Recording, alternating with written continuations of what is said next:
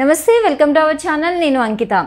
ఆంధ్రప్రదేశ్ ప్రజలు జగన్మోహన్ రెడ్డి పార్టీ అసలు ఉండకూడదు అని భావిస్తున్నారు. అయితే 1,00,000 మందికి పైగా చంపాలని అనుకున్నారని ఆ పార్టీలో ఉన్న వాళ్ళు ఒక ఆరోపణ అయితే ఆ పార్టీ పైన ఉంది. సో అందుకనే విజయవాడ ప్రజలు మొత్తం కలిసి ఎన్నికల కమిషన్కు ఒక లెటర్ రాయాలి అనేసి తెలుస్తుంది ఇప్పుడు చూసినట్లయితే. మరి అసలు నిజంగా మరి ప్రజలు ఎందుకు ఇలాంటి డెసిషన్ తీసుకుంటున్నారో మరిన్ని విషయాలు డిస్కస్ చేయడానికి నాతో పాటు సీనియర్ జర్నలిస్ట్ సిఎస్ఆర్ ఉన్నారు. ఆయనతో మాట్లాడదాం. Hi sir. హలో సార్, ఇప్పుడు చూస్తే ఆంధ్రప్రదేశ్ ప్రజలు ఒకప్పుడు జగన్మోహన్ రెడ్డిని కావాలని అనుకున్నారు.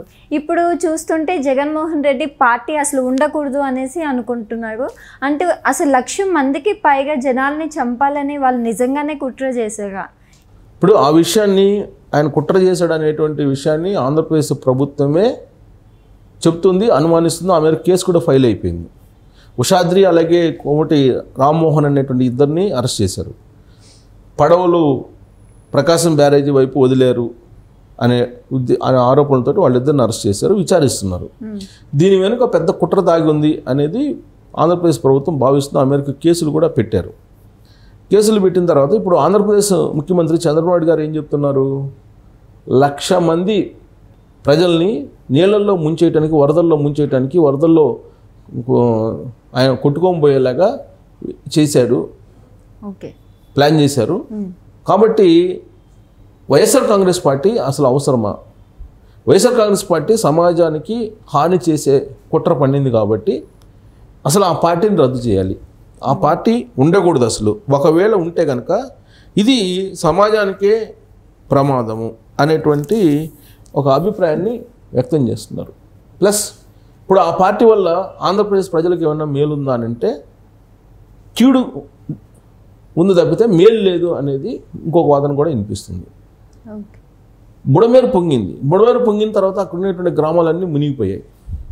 మునిగిపోయినటువంటి సందర్భంగా ఒక పార్టీ అధినేతగా జగన్మోహన్ రెడ్డి బాధితుల కోసం రావాలి, బాధితులను పరామర్శించాలి. ఆయన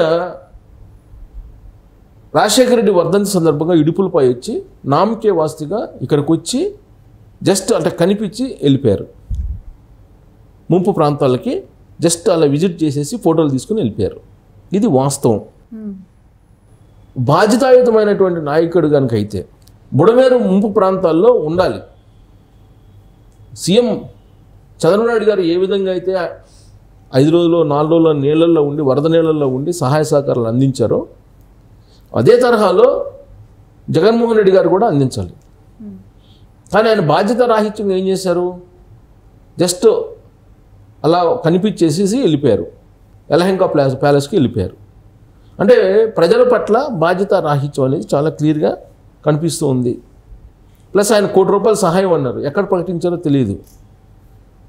ఇప్పుడు ఆయన ₹1,00,00,000 ఇవ్వటం ఏంటి? రాష్ట్ర సంపదను అంతని దోసుకొని అని చెప్పి ప్రశ్నించే వాళ్ళు కూడా ఉన్నారు.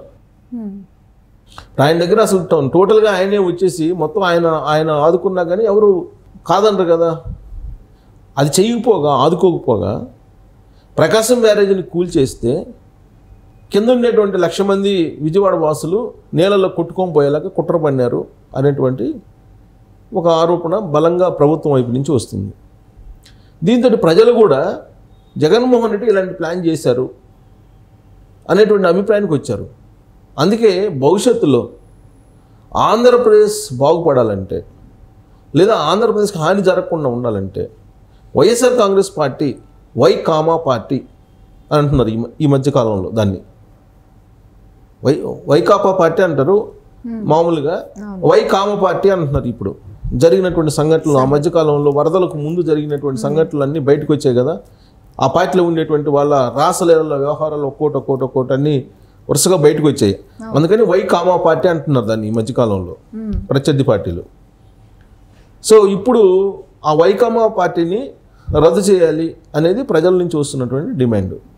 అందుకే మూకుమ్మడిగా విజయవాడ ప్రజలు ఇప్పుడు ముంపు గురైనటువంటి 3,00,000 మంది, అలాగే ప్రకాశం బ్యారేజీని వేయటం ద్వారా మరొక 1,00,000 మందిని వాళ్ళని రోడ్డు పాలు చేయాలి, వాళ్ళ ప్రాణాలు తీయాలని కుట్ర పన్నారు. కాబట్టి ఈ పార్టీ అసలు ఉండకూడదు, ఈ పార్టీని రద్దు చేయాలి అనేటువంటి ఒక అభిప్రాయానికి వచ్చినటువంటి విజయవాడ ప్రజలు ఎలక్షన్ కమిషన్కి లెటర్లు రాస్తున్నారు, ఓకే. కొంతమంది మెయిల్స్ పెడుతున్నారు. ఇలాంటి పార్టీలు ఉండకూడదు, సమాజానికి హాని, మేలు చేయకపోగా హాని చేసే తలపెట్టేటువంటి పార్టీలు ఉండకూడదు సమాజంలో అనేటువంటి అభిప్రాయంతో యుద్ధ ప్రాతిపదికన మెయిల్స్ పెట్టేవాళ్ళు మెయిల్స్ పెడుతున్నారు ఎన్నికల కమిషన్కి. అలాగే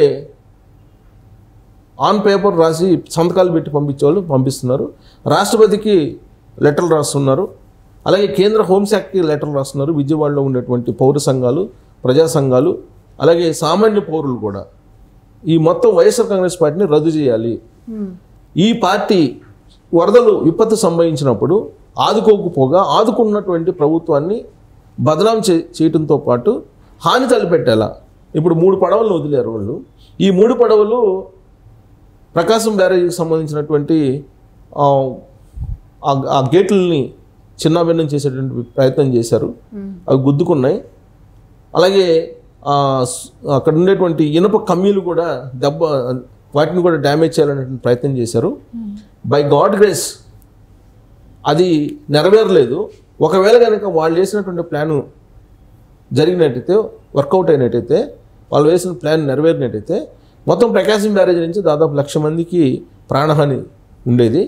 కాబట్టి ఇలాంటి భయంకరమైనటువంటి కుట్రమైనటువంటి వైఎస్ఆర్ కాంగ్రెస్ పార్టీని రద్దు చేయాలి అనేటువంటి ఒక పెద్ద నినాదాన్ని తీసుకొస్తున్నారు విజయవాడలో ఉండేటువంటి ప్రజలు.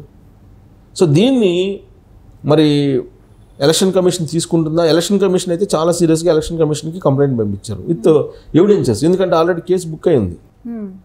కేసు బుక్ అయింది కాబట్టి వైఎస్ఆర్ కాంగ్రెస్ పార్టీ కుట్ర పన్నింది అనేటువంటి అభిప్రాయం ఉంది కాబట్టి, అలాంటి ఆరోపణలు ఉన్నాయి కాబట్టి కేసు కూడా బుక్ అయింది కాబట్టి వాళ్ళు ఇచ్చేటువంటి వాంగ్మూలం ఏదైతే ఉందో, ఉషాద్రి అలాగే కోమటి రామ్మోహన్ ఇచ్చేటువంటి వాంగ్మూలం ఏదైతే ఉందో దాన్ని బేస్ చేసుకుని మరి కొంతమంది వైఎస్ఆర్ కాంగ్రెస్ పార్టీకి సంబంధించిన లీడర్లను కూడా అరెస్ట్ చేసే అవకాశం ఉంది.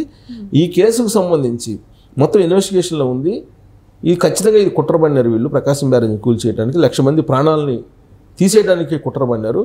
కాబట్టి ఈ పార్టీని రద్దు చేయండి అనే యాంగిల్లో న్యాయపరంగా కూడా కోర్టులో కేసు కొంతమంది వేయడానికి, ప్రజా ప్రయోజనం వాద్యం వేయడానికి సిద్ధపడుతున్నారు. అలాగే రాష్ట్రపతికి లెటర్లు రాస్తున్నారు. అలాగే ఎన్నికల కమిషన్ కూడా లెటర్లు రాస్తున్నారు. వైకామా పార్టీ మాకు వద్దు, మా రాష్ట్రంలో వైకామా పార్టీ ఉండటానికి లేదు, దీన్ని రద్దు చేయండి అనేటువంటి ఒక నినాదాన్ని పెద్ద ఎత్తున విజయవాడ ప్రజలు అందుకున్నారు. మరి ఆ నినాదం వర్కౌట్ అవుతుందా? ఎన్నికల కమిషన్ పరిగణలోకి తీసుకుంటుందా? లేదంటే ఇప్పుడు ఆల్రెడీ 11 మంది ఎమ్మెల్యేలు ఉన్నారు కదా అని చెప్పి అలానే పార్టీని ఉంచుతుందా? లేదంటే ఈ లోపుగానే పార్టీ విలీనం అయిపోతుందా బీజేపీలో? ఇలాంటివన్నీ వినిపిస్తున్నాయి. మొత్తానికి ఆ పార్టీని రద్దు చేయాలని ఆంధ్రప్రదేశ్ ప్రజలు ఒక యుద్ధాన్ని అయితే ప్రారంభించారని చెప్పి చెప్పచ్చు. Okay, thank you sir. Thank you.